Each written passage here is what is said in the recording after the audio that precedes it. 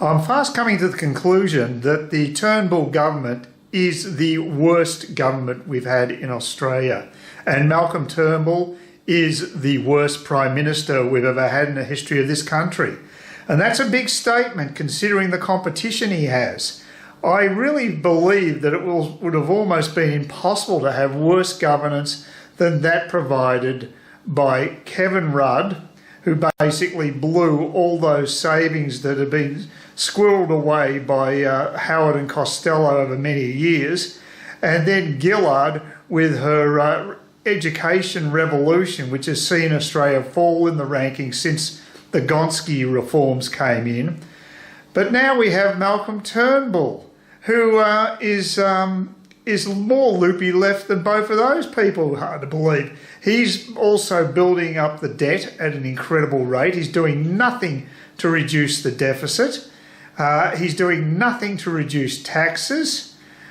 He's spending like a drunken sailor. That $50 billion for the submarine contract in South Australia is one of the worst examples of pork barreling you could imagine. The other thing he doesn't bother doing is attacking the institutions in this country.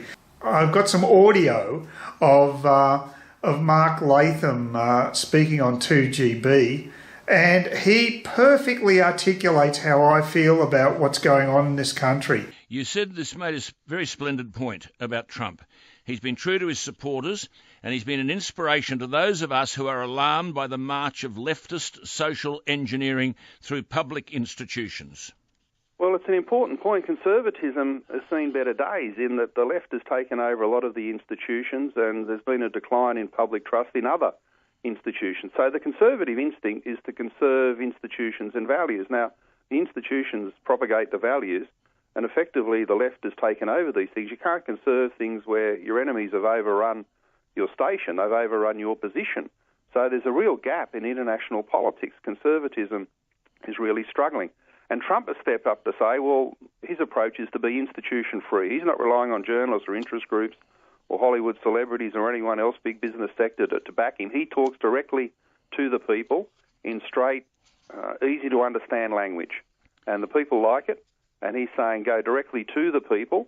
And he's also doing a lot in the United States to push back against the social engineering and political correctness and reclaim these institutions. So I think he's a model that Conservatives could learn from. Which is the big issue facing the Liberal Party, is it not, in relation to Malcolm Turnbull? Oh, absolutely. Well, Turnbull's of the left and is cheering on the leftist takeover of institutions. But there's some other Conservatives there who, quite frankly, I call them civility Conservatives. They don't like Trump's street talk and straightforward language. They think it's too rough and unbecoming. And the civility Conservatives really have got to learn how to fight. Their method in politics has been just to conserve these institutions and keep them in good shape. Well, the enemy has overrun the institutions, taking control of them, and you've got to fight tooth and nail to take them back. These civility Conservatives won't fight, and they've got to understand this is a culture war. This is not a teddy bear's picnic. This is a culture war, and they've got to fight tooth and nail to reclaim the Australian institutions and values that, quite frankly, we took for granted. Absolutely. You said the civility Conservatives need to get off the fence, pick the splinters out of their backsides and fight the left as hard as Trump does. Just before you go, that magnificent Warsaw speech, which I suppose summed up everything you've been saying for the last 10 minutes, when Trump said, do we have the confidence in our values to defend them at any cost? Do we have enough respect for our citizens to protect our borders? Do we have the desire and the courage to preserve our civilization in the face of those who would subvert and destroy it? He said the West became great not because of paperwork and regulation, but because people were allowed to chase their dreams and pursue their destinies. He said these are the priceless ties that bind us together. We can have the largest economies and the most lethal weapons anywhere on earth, but if we don't have strong families and strong values, we'll be weak and won't survive. He said our fight for the West doesn't begin on the battlefield. It begins with our minds, our wills and our souls. Tell you what, there aren't too many prepared to take up arms in this country, are there?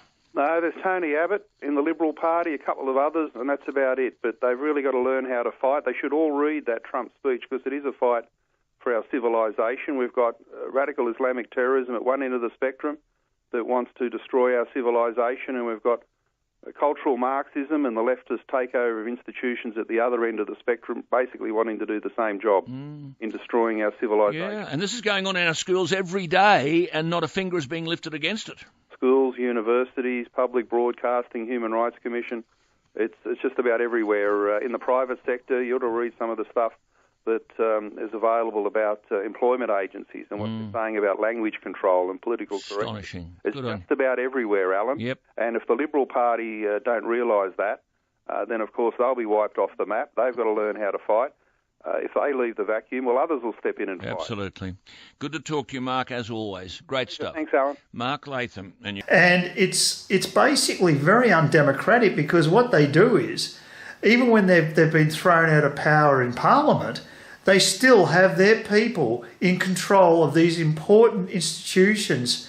So basically their agenda is carried through even though their democratically elected term is finished. Now, I feel this is incredibly undemocratic, because we were not voting for their policies to be continued on. We were voting for a change of direction, and that change of direction hasn't taken place. That is not democratic in my opinion, and this is a really big problem.